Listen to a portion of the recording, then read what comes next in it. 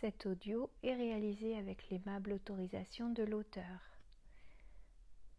L'ouvrage dont il est question s'intitule La puissance de la joie de Frédéric Lenoir, édité chez Fayard en 2015. Avant-propos. Existe-t-il une expérience plus désirable que celle de la joie ? Nous y aspirons tous, obstinément pour l'avoir déjà vécue ne serait-ce que de manière fugace.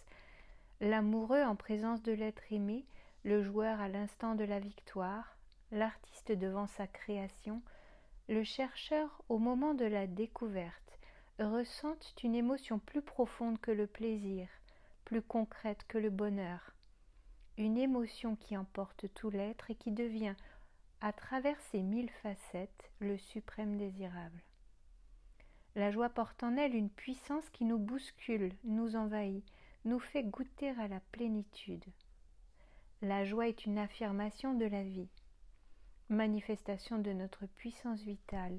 Elle est le moyen que nous avons de toucher cette force d'exister, de la goûter.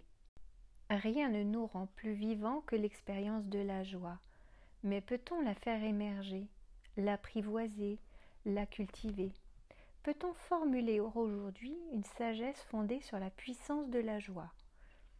Pour me lancer dans une telle recherche, je me suis appuyée bien sûr sur les apports décisifs des sagesses d'Orient et d'Occident. En effet, la joie est essentielle dans la pensée taoïste chinoise, comme elle irrigue en profondeur le message des évangiles. En revanche, elle a très peu intéressé les philosophes. Sans doute ont-ils considéré que son caractère imprévisible, émotionnel et parfois même excessif la rend peu propice à une réflexion distanciée. Il existe cependant des penseurs, et non des moindres, en particulier Spinoza, Nietzsche et Bergson, qui ont mis la joie au cœur même de leurs pensées. C'est à leur côté que nous commencerons notre cheminement en distinguant plaisir, bonheur et joie, et en essayant de comprendre l'expérience de la joie d'un point de vue philosophique. Mais comment poursuivre cette quête sans faire référence aux propres expériences que l'on peut en avoir ? Je m'appuierai donc aussi sur mon histoire, mon ressenti, mes convictions personnelles. Je tenterai de montrer de manière très concrète qu'il existe 3 grandes voies d'accès à la joie.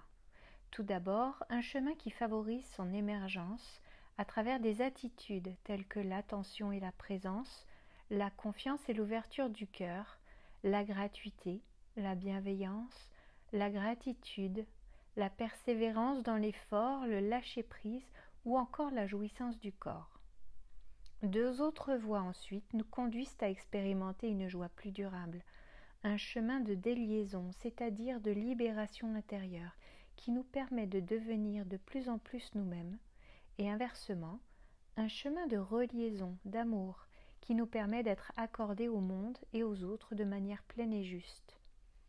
Nous découvrirons alors que la joie parfaite, celle promise au terme de ces 2 chemins d'accomplissement de soi et de communion dans le monde, n'est autre qu'une expression profonde, active et consciente de ce qui est offert à tous dès les premiers instants de notre existence et que nous avons bien souvent perdu au fil des difficultés rencontrées, la joie de vivre.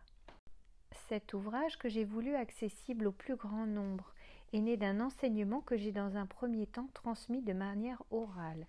J'ai ensuite retravaillé en profondeur le texte, mais en cherchant à ce qu'il conserve le caractère vivant et spontané de l'oralité.